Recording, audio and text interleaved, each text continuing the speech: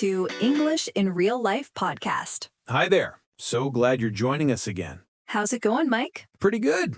Pretty good, actually. I've been daydreaming about beaches all morning. Oh, really? That's perfect timing then, because today we're diving into everything vacation related. Exactly. Whether you call it a vacation, a holiday, or just time off, we're covering it all. From planning trips to those awkward moments at the airport, we've got stories to share. Oh, do we ever? But hey, before we get into all that, if you're enjoying what we do here, hit that like button for us. Yes, and subscribe if you haven't yet. It really helps us out, and you'll catch every episode we put out. Right. Shall we get started then? Let's do it. So, Sarah, when was the last time you actually planned a trip? Like, properly planned it? Ooh, a few months back, I went to San Diego, actually. The planning part was, well, a bit stressful, not going to lie. Yeah, that's the thing, right? Everyone loves thinking about their vacation, but then reality hits and you've got to sort everything out. Exactly. Once you've picked where you're going, the real work begins. You need to start booking things. Booking, that's your key word right there. It means making a reservation, securing your spot for something, right? And this applies to pretty much everything, your flight, your hotel, even restaurant tables sometimes. Speaking of flights, that's probably the first thing most people book. A flight is just your plane trip from one place to another. And these days, you've got direct flights, which go straight to your destination, or connecting flights with layovers in between. A layover is when you stop at another airport before reaching your final destination. Sometimes they're quick, like an hour. Other times you're stuck for half a day. The worst. Anyway, after booking your flight, you'll need accommodation. That's where you're staying. Could be a hotel, a hostel, an apartment. Yeah, and when you're looking at hotels, you'll see words like check-in and check-out. Check-in is when you arrive and get your room, usually in the afternoon. And check-out is when you leave, typically in the morning. Most hotels want you out by 10 or 11 a.m. Now, here's something interesting. We've been saying vacation this whole time, but our British friends would probably say holiday instead. Ooh, good point. So in American English, it's I'm going on vacation. But in British English, it's I'm going on holiday. Exactly. Same thing, different word. Just like how Americans might stay in an apartment, but Brits would call it a flat, right? But getting back to planning, once you've got your flights and accommodations sorted, you might want to think about what you're actually going to do there. Oh, yes. Sightseeing. That's when you visit the famous places and landmarks in a city or country. Going sightseeing, seeing the sights, checking out tourist attractions, it's all pretty much the same thing. And here's where your budget comes in. Your budget is how much money you've set aside for the trip. Super important. You don't want to get halfway through your vacation and realize you've spent everything already. Definitely not. So you might want to budget for meals, activities, souvenirs, transport, and if you're renting a car, that's another booking you'll need to make ahead of time. True. Oh, and don't forget about travel insurance. It might seem like an extra cost, but it can save you if something goes wrong. Good call. Travel insurance covers things like medical emergencies, canceled flights, lost luggage. Lost luggage, every traveler's nightmare. Your luggage is all the bags and suitcases you're bringing with you. Yeah, and airlines usually have a baggage allowance, which is the weight limit for your bags. Go over that, and you'll pay extra fees. Fees nobody wants to pay, so definitely check your airline's baggage policy before you pack. Absolutely. So to recap, once you know where you're going, start booking your flight and accommodation, figure out your budget, and plan some sightseeing activities. Sounds simple when you put it like that, huh? Well, the planning part might take some time, but it's worth it when you're finally there enjoying yourself. Okay, so we've covered quite a bit already. Planning, booking, all that good stuff. But now let's get into something more specific. The airport experience. Yes, because honestly, this is where knowing some English really comes in handy, even if you're not a native speaker. Oh, for sure. English is kind of the universal language at airports around the world. Not everywhere, obviously, but in most international airports, you'll hear announcements in English. And the signs are usually in English too, so even if you're in Tokyo or Montreal, you'll probably be okay if you know the basic airport vocabulary. Exactly. It can literally get you out of a tight spot. So let's walk through it. You arrive at the airport. What's the first thing you do? Well, first you need to find your airline's check-in counter. That's where you drop off your checked luggage. You know, the big suitcase that goes in the plane's cargo hold, right? The stuff you won't see again until you land. And that's different from your carry-on luggage, which is the smaller bag you take with you on the plane. Exactly. Your carry-on goes in the overhead compartment or under the seat in front of you. But here's the thing, there are size restrictions for carry-ons. Yeah, and every airline is different. Some are strict about it, others not so much. I've had bags that were technically too big, but they let it slide. Lucky you. I once had to pay extra because my carry-on was like 2 centimeters over the limit. So annoying. Ouch. Okay, so after you've checked in and sorted your luggage, you head to security screening. That's where they scan your bags and you walk through the metal detector. Oh, security. Always a fun time. You've got to take off your shoes, remove your laptop, take out any liquids. Don't forget your belt. I always forget about my belt and set off the alarm. Yeah, it's a whole process. But once you're through security, you're in the departure hall. That's the main area where all the shops and restaurants are before you board your flight. The departure hall is dangerous for your wallet, by the way. Everything's so expensive in there. Tell me about it. A bottle of water costs like 5 times the normal price. But anyway, from the departure hall, you need to find your gate. Your gate, that's the specific area where you'll board your plane. It's usually a number and sometimes a letter like Gate 23 or Gate B7. And this is important. Always check the departure boards because gates can change at the last minute. I've been caught out by that before. Same here. You think you're at the right gate, you're sitting there relaxed, and then you notice everyone's gone because they announced a gate change. Nightmare. And then you're running through the airport trying to get to the new gate before they close boarding. Speaking of which, boarding is when passengers actually get on the plane. They usually board by groups or zones. Yeah, like they'll call business class first, then families with young children, then everyone else in order. Right. Now, if you're flying internationally, there's another step you need to think about. Passport control or immigration. Oh boy, the lines there can be brutal, especially at busy airports. Absolutely. You could be standing there for an hour just shuffling forward bit by bit. That's where they check your passport and ask you questions about your trip. What's the purpose of your visit? How long are you staying? Where will you be staying? All those questions. Yep.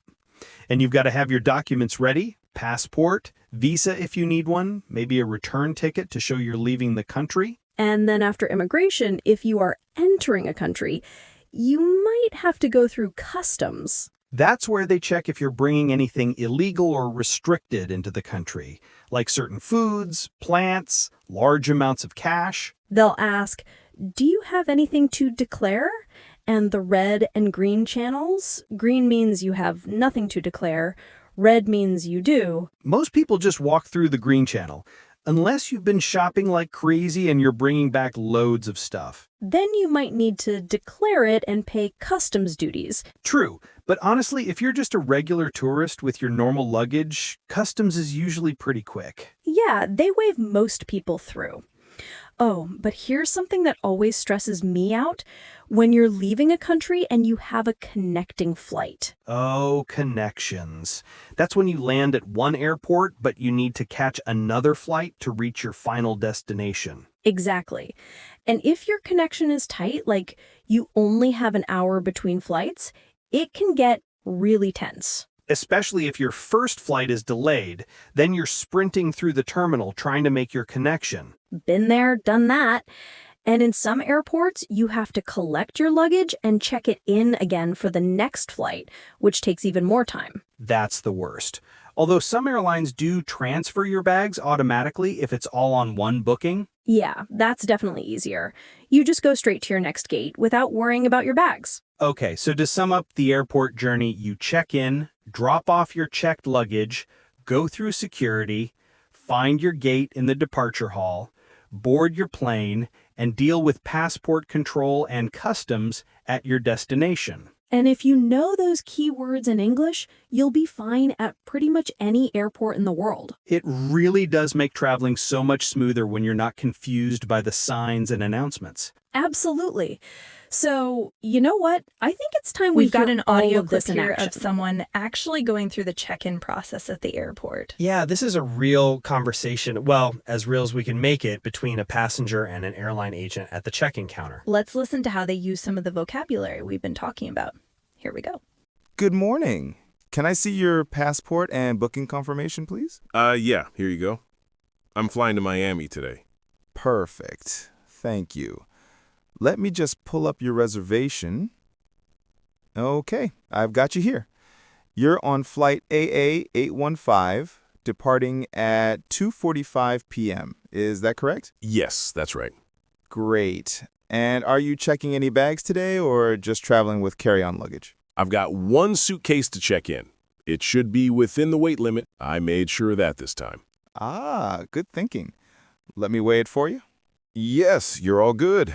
22 kilograms. And your allowance is 23, so you're just under. I'll tag this and send it straight through to Miami. You'll collect it at baggage claim when you land. Excellent, thank you. Oh, and I was wondering, is it possible to get a window seat? I know I didn't select one when I booked. Let me check what's available. You're in luck. I can move you to 18A. That's a window seat on the right side of the aircraft. That's perfect. Thank you so much. No problem at all. Now, do you have any carry-on luggage with you? Just this backpack. It fits the size requirements. I checked online. That looks fine to me. Just remember, liquids need to be in containers of 100 milliliters or less, and they should all fit in one clear plastic bag. Yes, I've got everything sorted. I learned that lesson the hard way last year when they made me throw away a brand new bottle of shampoo. Oh no. Yeah, security can be quite strict about that. Better safe than sorry. All right, so you're all checked in. Here's your boarding pass. You're boarding at gate 31, and boarding begins at 2:15 p.m. Gate 31. Got it. That's in Terminal 2, right? Actually, all gates in the 30s are in Terminal 1, but you'll need to go through security first. Just follow the signs for departures, and you'll see the security checkpoint. Okay, perfect. How long do you think security will take? I've got about 2 hours before my flight. 2 hours should be plenty of time. Security's moving pretty quickly today, maybe 30 to 40 minutes at most. But I'd recommend heading there soon just to be safe. Sometimes it can get busier closer to the afternoon. Good to know. I'll head there now. Oh, one more thing. My friend is picking me up in Miami. Will she be able to meet me right at arrivals, or is there a specific area? When you land, you'll go through the arrivals area and collect your luggage at baggage claim. After that, you'll exit into the arrivals hall. That's where your friend can wait for you. Perfect. And I don't need to go through customs or anything since it's a domestic flight, right? That's correct. Miami and your departure city are both in the United States, so it's a straightforward process. Just collect your bag and you're done. Brilliant. That makes things easier. Thank you so much for your help. You're very welcome. Have a wonderful flight and enjoy Miami. Thanks. I definitely will. There you go, a pretty standard check-in conversation. Yeah, and you can hear how naturally all that vocabulary comes up. Checked luggage, carry-on, boarding pass, gate number. Exactly. Now, let's move on to something really practical. Phrases you absolutely need to know as a traveler. Oh yes, this is the good stuff. These are short, simple phrases that'll get you through pretty much any situation at the airport or when you're traveling. All right, I'll start. First one, where is the check-in counter? Use this when you first arrive at the airport and you need to find your airline. Perfect. Next one. Is this the line for security? Super helpful when there are multiple lines and you're not sure which one to join. Good one. Okay, what time does the flight board? If you want to double check when boarding starts, this is your go-to phrase. Nice. How about, where can I find baggage claim? You'll need this after you land and you're looking for the area to collect your checked luggage. Essential. All right, here's one nobody wants to say, but might need to. I missed my flight. If you're late and need to speak to an airline agent about rebooking. Oh, that's stressful just thinking about it. Okay, next. Can I change my seat? Like we heard in that conversation earlier, this is useful if you want a different seat on the plane. Yep. Now, once you've landed, how do I get to the city center? Ask this at the information desk if you're not sure about transport options. Very useful. Here's another important one. I have a reservation. Say this when you arrive at your hotel or if you've booked a table at a restaurant. Classic phrase, works everywhere. And this one's probably the most versatile. Could you help me, please? Anytime you're confused or lost, start with this. Absolutely. People are usually happy to help if you ask politely. And finally, how much does this cost? Whether you're shopping, taking a taxi, or buying food, you'll use this all the time. There you have it. 10 phrases that'll cover most situations you'll encounter while traveling. Now, before we wrap up, let's bring in Lisa to break down some of the key vocabulary we've covered today. Lisa's going to explain these words in more detail and give you some extra examples so you can use them confidently. Take it away, Lisa. Thanks, Sara and Mike. Okay, everyone, let's review the most important travel vocabulary from today's episode. First, booking. This means to reserve or secure something in advance. For example, I need to book a hotel room for my trip to New York. Or, have you booked your flight yet? You can book flights, hotels, restaurants, rental cars, and more. Next, accommodation. This is where you stay during your trip. It could be a hotel, a hostel, an Airbnb, or even a friend's house. For example, the accommodation in Vancouver was amazing. We stayed in a hotel near the beach. Sightseeing.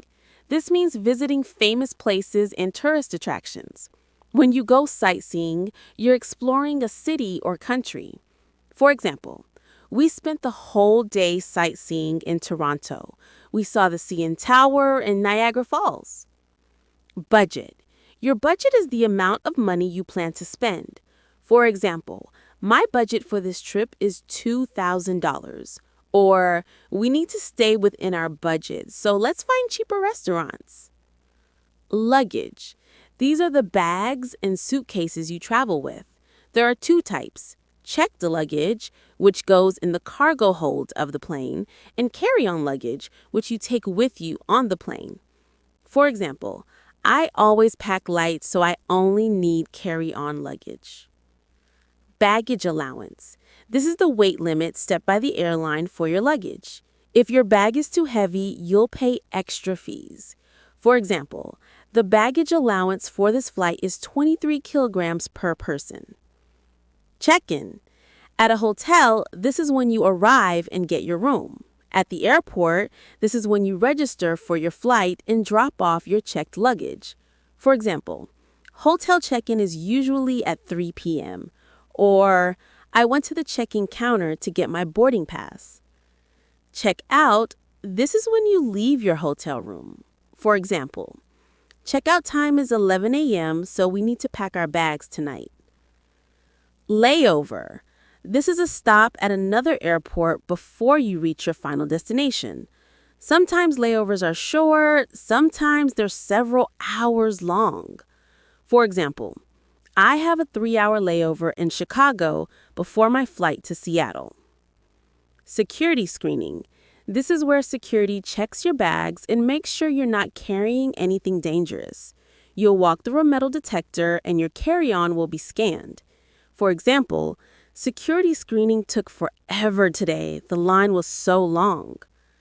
Departure hall. This is the area of the airport where you wait before boarding your flight. It usually has shops, restaurants, and seating areas. For example, let's grab some coffee in the departure hall before our flight. Gates. This is the specific area where you board your plane. Each flight has a different gate number. For example, our flight boards at gate 15. Or, they changed our gate at the last minute. Boarding. This is when passengers get on the plane. Airlines usually board by groups or zones. For example, boarding for Flight 492 will begin in 10 minutes, or they're boarding business class passengers first. Boarding pass. This is your ticket to get on the plane. It shows your seat number, gate, and boarding time. You can have a paper boarding pass or a digital one on your phone. For example, don't forget to bring your boarding pass to the gate. Passport control or immigration. This is where officials check your passport when you enter or leave a country. They might ask questions about your trip. For example, I had to wait 45 minutes at passport control. The line was huge. Customs. This is where officials check if you're bringing anything illegal or restricted into a country. They might search your bags. For example, I went through customs quickly because I had nothing to declare. Baggage claim. This is the area where you collect your checked luggage after you land. You'll find it near the arrivals area. For example, my suitcase was the last one on the baggage claim carousel. Connection or connecting flight. This is when you need to catch another flight to reach your final destination. For example, I'm flying from Los Angeles to Boston with the connection in Denver. And there you have it. Those are the key words you need to know for traveling. Practice using them and you'll feel so much more confident at the airport. Well, that's about all we've got for today's episode. Yeah, we covered a lot, from planning your trip to navigating the airport and those essential phrases every traveler should know. Hopefully you picked up some useful vocabulary and feel a bit more confident about traveling in English-speaking environments, or just traveling in general. So, if you enjoyed this episode, we'd really appreciate it if you could hit that like button. Yes, please, and subscribe to the channel if you haven't already. That way you won't miss any future episodes. And hey, if you know someone who's learning English or planning a trip soon, share this with them. It might come in handy. Absolutely. We love hearing from you guys too, so feel free to leave a comment letting us know where you're planning to travel next, or if you've got any funny airport stories. We'd love to hear those.